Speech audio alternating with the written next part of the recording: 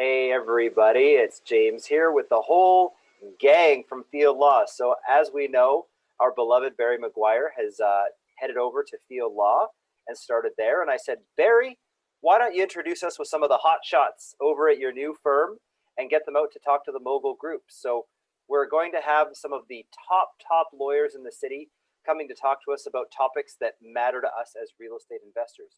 Danielle and Lindsay, let me introduce you to the whole viewership here at Facebook. They're going to be coming to talk to us about foreclosures. Now, a lot of you probably love the idea of buying a foreclosure, but don't know the ins and outs of all the finicky little details that go into purchasing one. And they're going to come talk to us about the how-tos and the what to expects of the foreclosure purchasing process. So guys, what are some of the tidbits that we'll be looking forward to next Wednesday? Well, I mean, I think we'll probably give you just a brief overview of how specifically purchasers are involved when there's a judicial listing. Some things to bear in mind in terms of having patience with the court process, and how to get your bids in and what to expect in that process. Oh, that's going to be the best. Everybody needs to have a blueprint for how to be successful when it comes to approaching a great deal. So I can't wait for the experts at Field to come give us that blueprint. And of course, Mr. Barry McGuire himself is going to be coming and talking about one of our favorite topics that I think is going to be extra relevant coming into the winter season, which is going to be agreements for sale. Barry's going to give us some updates on what's going on in the market and how it's going to affect this strategy. Barry, what are some tidbits of what we can look out for?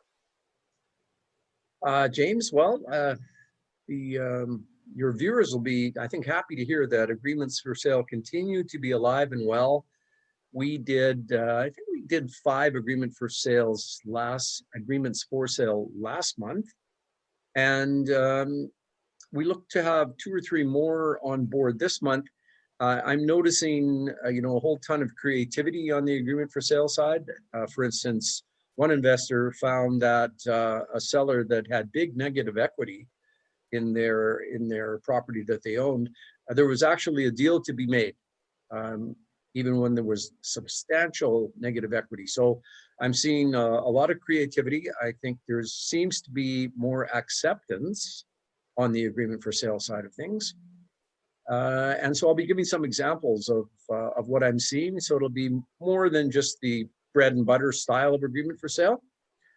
But as I think about this, Danielle and Lindsay, I'm happy to report that been doing agreements for sale now for, I would say, about 10 years, relatively frequently, and cross our fingers, in all that time, doing all those deals, not one of them has fallen apart where somebody didn't hold up their end of it and some outraged seller is going, I want to enforce my agreement for sale. And guess who they'd be calling? Someone like Danielle or someone like Lindsay to say, that SOB purchaser isn't paying. What can I do about it?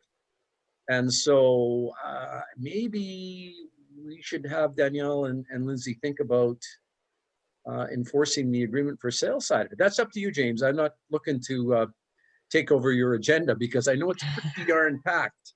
But that's something to think about, or maybe that would be for another time. But that would be interesting.